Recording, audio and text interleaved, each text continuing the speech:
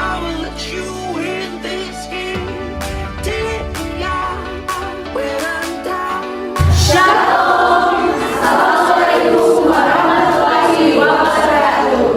Om Swastiastu, Namo Buddhaya, salam kebajikan. Jadi saat ini kami merupakan mahasiswa aktif di Komunitas Pembangunan Indonesia Manado kelas A2, Fakultas Keperawatan semester 6. Dan pada saat ini tujuan dari pembuatan video ini yaitu untuk memenuhi tugas ujian akhir semester pada mata kuliah Asuhan Keperawatan Pegawai Penerapan 3 dengan dosen pengampu Dr. Afur Wongkar SKPMTS. Enjoy your video. Nah, sebelum masuk pada video simulasi penanganan demam pada anak, di sini kita harus mengetahui apa itu kejang dan demam. Nah, kejang demam ini adalah suatu kondisi pada anak atau bayi yang mengalami peningkatan suhu tubuh di atas rentang normal yaitu 38,8 derajat Celcius dan disertai dengan kejang. Nah, penyebab dari kejang ini sendiri masih belum diketahui teman-teman. Namun, pada sebagian besar anak dipicu oleh tingginya suhu tubuh. Nah, biasanya suhu demam di atas 38,8 derajat Celcius ini dan terjadi di saat suhu tubuh anak naik dan bukan pada setelah terjadinya kenaikan suhu tubuh. Adapun tanda-tanda kejang demam meliputi yang pertama, demam yang biasanya di atas 38,9 derajat Celcius. Yang kedua, jenis kejang menyentak atau kaku otot. Yang ketiga, gerakan mata abnormal atau mata dapat berputar-putar atau ke atas. Yang keempat, suara pernapasan yang kasar terdengar selama kejang. Yang kelima, penurunan kesadaran. Keenam, kehilangan kontrol kandung kemih atau pergerakan usus. Selanjutnya muntah, dan yang terakhir dapat menyebabkan mengantuk atau kebingungan setelah kejang dalam waktu yang singkat. Kemudian kita masuk pada pemeriksaan diagnostik.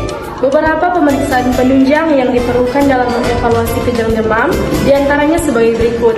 Yang pertama, pemeriksaan laboratorium. Kedua, fungsi lumbal. Ketiga, EEG. Keempat, pencitraan atau CT scan atau MRI kepala. Selanjutnya, penanganan medis. Pertama, terapi medikamentosa, yaitu terapi medikamentosa adalah terapi ini pertama yang dipilih dalam menangani penderita epilepsi yang baru terjadi diagnosa. Jika memulai pengobatan, peningkatan yang mulai dengan rendah, lanjutkan dengan lambat atau start low terus slow, akan mengurangi risiko intoleransi obat. SMI 30 detik, download 2001. Yang kedua, terapi beda epilepsi.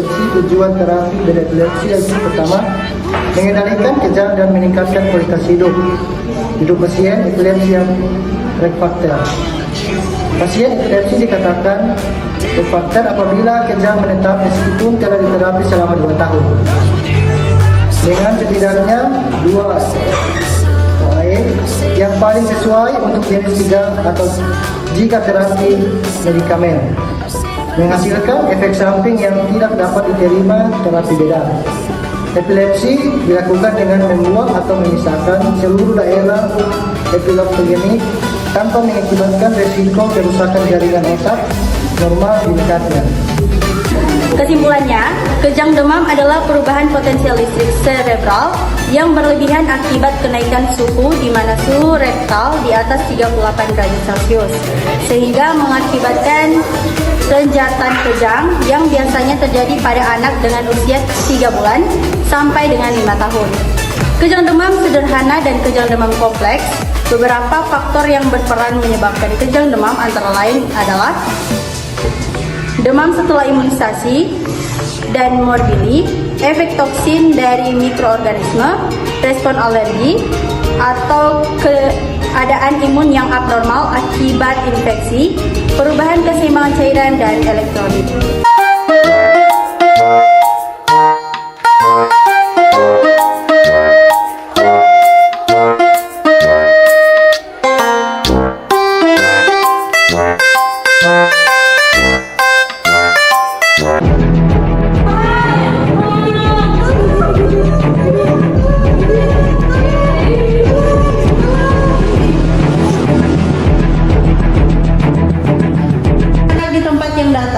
Dan luas sehingga anak tidak terbentur atau tertimpa benda tertentu saat kejang.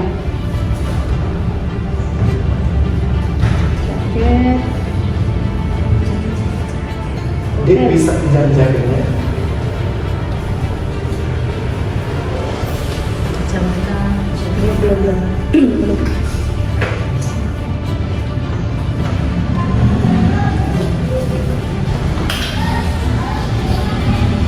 Posisikan anak tidur menyamping untuk mencegahnya tersedak saat kejang. Longgarkan pakaiannya, terutama pada bagian leher.